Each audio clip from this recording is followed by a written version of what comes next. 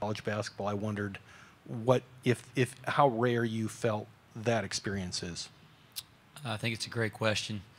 We early on, we really struggled my first handful of years, and I think as a staff, we were trying to figure out who we were as coaches, what our values were as a program, and that process kind of led us to the idea that we wanted to base everything around the idea of growth. And you come in our practice facility, it says it on the wall on a big banner, just growth one at a time. And we just talk about that term a lot. Let's just be a one-at-a-time program, one drill at a time, one practice at a time, one lift at a time, etc. And I think we're fortunate that we have a group of guys now that have bought into the process, as you mentioned, and the idea of just trying to get better one day at a time.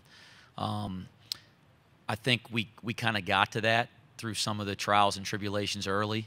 So that's kind of how we developed that type of a mindset. But I don't think we'd have any chance to see if we could execute it or not without leadership that would allow us to work through it. And I think that's really unique now in 2018 in college athletics to have people stick behind you. 3 or 4 years ago, there were a lot of questions as we go out recruiting and things of that nature. If we have a job the next year, we were trying to defend that we would still be there. And our athletic director, Kim Record, always stuck by us. We've had 2 chancellors since I've been the coach here, Linda Brady being the first one and Frank Gilliam the second one, that have always kind of stuck by us. So I think that's kind of the ace in the hole of why we're here today, because people have been willing to give us a chance. I'm sorry to do this to you. Can you put your coffee cup down on the floor? Thanks. Well, could you wait for Mike, please? Following up on the process notion, I just wondered if there's anybody in your upbringing as a player or a coach who stressed that point of view of going after process rather than just results. I was fortunate to play for a lot of great coaches and be around a lot of great ones. I think my high school coach, Jamie Arsenal, really believed in that type of an approach. I think Roy Williams, my college coach, really believed in that type of approach. I was always really impacted as a player by how Coach Williams, graded every player on every defensive possession, and how sometimes you could get a good grade even without getting a good result. Like, you could play great defense and they just made a tough shot and you'd still get a good grade. I remember that impacting me a lot as a player, and we've really bought into those types of things in our program here. Wes, Jim Meehan at the Spokesman Review. I don't know if any of you guys have NCAA tournament experience as players, but I know you and your staff do. Is that anything you worry about or anything you talk to them about to try to have them be able to handle this type of stage? Yeah, no, none of our players have been in the NCAA tournament, and none of our staff have coached in the NCAA tournament, with the exception of Kyle Bankhead, who's our director of operations, who had that experience at San Diego. So this is really new for all of us, even for those of us that have played in it as coaches. The first thing we try to do is just balance the idea of really enjoying this moment. I have great lifetime memories of playing in the NCAA tournament. I want our players to have those same type of experiences, but also to kind of stay true to who we are and what our values are, and that's a team that's prepared every single day, that's come in the gym and try to do our best to get better one day at a time, and hasn't been afraid of any type of moment. Some of the experiences that we've drawn on to obviously it's not the NCAA tournament, but we played some really tough non-conference games. We played at Virginia earlier in the year. I think we learned a lot from that. We played in the NIT last year at Syracuse in a game that was nationally televised, and that was a big moment for our program in its own right. So I do think there's some experiences, even though they're not NCAA tournament experiences, that our players and our staff can draw from.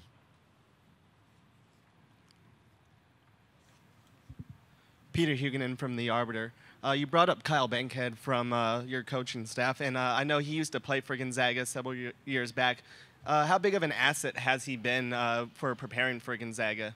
Yeah, it was, kind of funny when, we had a selection party, which was awesome. We had a lot of support there, and the community's really gotten behind this thing, which has been neat. But at our selection show, when our name was called and we found out we were going, the kids and the coaches, we all had the same reaction that most people have. We were just excited to know, because we've been waiting, 6 days since we'd won our conference tournament to figure out who, when, and where. And then after about 25 seconds, I think everybody in our program kind of turned and looked at Kyle because, obviously we all know he has the Gonzaga connection as a player and as a staff member there.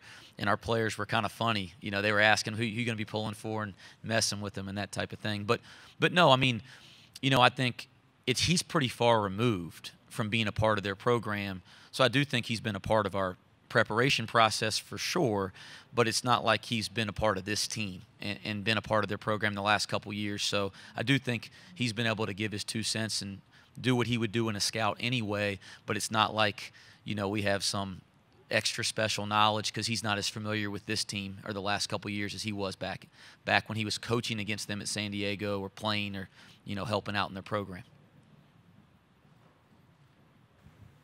Wes, Brandon Walton with the Idaho Press Tribune. Two-part question for you. I mean, Gonzaga's kind of been a staple for a while now. What was kind of your first memory of that program? And with them being a mid-major like yourself, do you kind of strive to kind of model your program to have the type of success that they've had over the years? Well, I'm a basketball junkie and grew up idolizing the NCAA tournament and watching games. And it was funny. I just did a radio interview with Dan Dickow, and I was kind of walked in there and I kind of laughed at myself because he's one of my first memories of Gonzaga because, hey, I'm a short little white guy, and so I saw Dan Dickow out there running around winning games in the NCAA tournament. That's kind of my first memory because as a young guy, you look up to kids like that you can relate to. As far as Gonzaga, I don't think any of us in college basketball think of Gonzaga as a mid-major program anymore. I don't think the term mid-major applies to them in any way. But I do think they're the standard for, how you take your program from one level to the next for all mid-major programs in college basketball as you look at what they've done over the last 30 years. And so, certainly that's a name that's thrown around there, but I wouldn't call them a mid-major at all.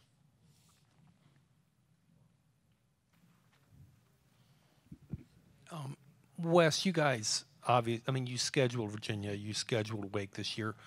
Jordy talked a lot about how valuable a learning experience having to play Virginia early in the season was, and he thought that it really had tumble-down effect all through the season. I know Bob McKillop, in a similar situation, has really aggressively scheduled in the past. I wondered how conscious a decision that was on your part in playing Virginia and playing Wake to get these guys ready for what might be down the road.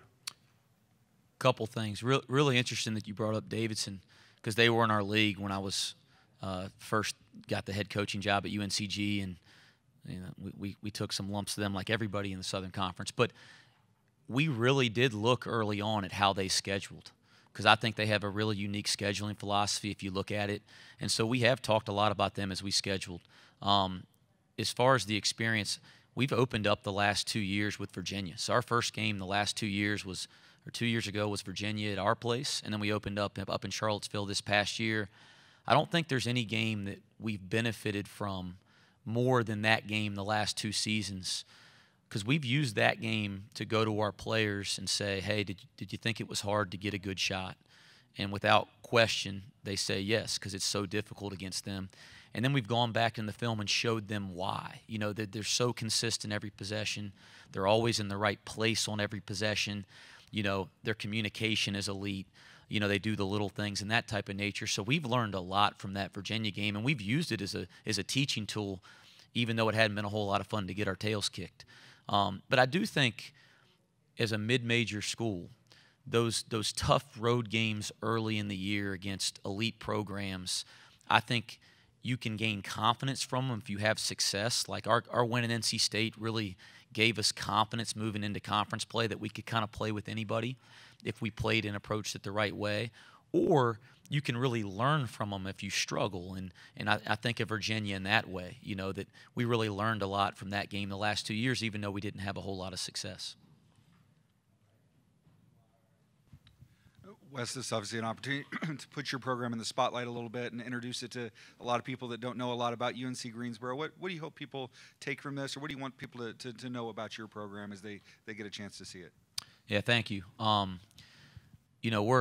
We're basketball junkies, And we've been fortunate now that we have a locker room full of guys and a staff full of guys that are just nuts about basketball. That's not always the greatest quality, but it's true. I don't think our wives and families always appreciate how locked in we are to hoops. We're gym rats and basketball junkies first. I think we really, really value competitive junkyard dog type of guys, whether it's staff or players. And I think this year you can see that when you watch our team play that, we're not perfect by any stretch. We're not as consistent defensively as I'd like us to be, even though we've done some good things. We've been really up and down on offense, but we've been a team that really values competing and really values sticking together and fighting through adversity. So I hope people see our grit and our toughness and our togetherness when they take the floor, and I hope people realize that we're just a bunch of guys that love hoops.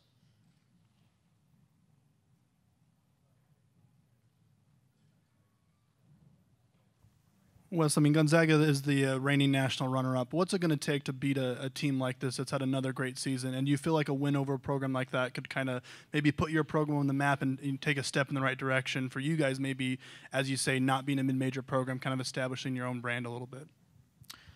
Well, Gonzaga presents a whole lot of challenges. And, listen, we knew we wouldn't be a really high seed. So we knew whoever we played would be a great program. When Gonzaga came up on the screen, you go, okay, they're not just good, they're great. They, like you mentioned, they played on the last day of the season last year. As we've dove into the scouting report to really break them down, you start to see why. They are as consistent on both ends of the ball as any team in college basketball. I want to say in offensive and defensive efficiency, they're the only team in the nation ranked in the top 20 in both. They have very few weaknesses. Their size at every position, their skill level at every position, that'll be something we haven't seen in a long time, maybe since we played Virginia, just the size and skill set, and that was a long time ago. So it's going to present challenges that we're not accustomed to. We know it'll take like a tremendous Goliath-like effort, but I don't think we're afraid of the moment. I think we have tremendous respect for who Gonzaga is and how good they are. We know how difficult it'll be, but I do think we have a bunch of guys that are excited for this moment and excited for the opportunity. Wes, playing at the level you played at, with the stakes you did, and playing for Roy, I just wondered if you have any thoughts on how that applies to what you're going to be doing over the next 48 hours. I don't know if it – I think there's some comfort with just what the NCAA tournament is, that I've been through it. Like, been through an open practice. I know the idea of the media sessions and the whole nine. Outside of that, I'm not so sure that my playing experience has a whole lot to do with coaching. I think they're two totally different extremes. That said, I think this is what you're asking. I always felt that Coach prepared us. I always felt that he let us have a little fun and enjoy the moment, but I always felt that at his heart he was going to do every single thing he could to prepare us for every situation in the NCAA tournament. I have drawn on that a little bit as I've thought about preparing my team. Hey, I want to make sure they're having fun. I enjoyed it. But I want to make sure that I take it as seriously as he did to prepare him for every single moment of this, and that I don't shortchange him. And I think as a staff we've taken that approach over the last week.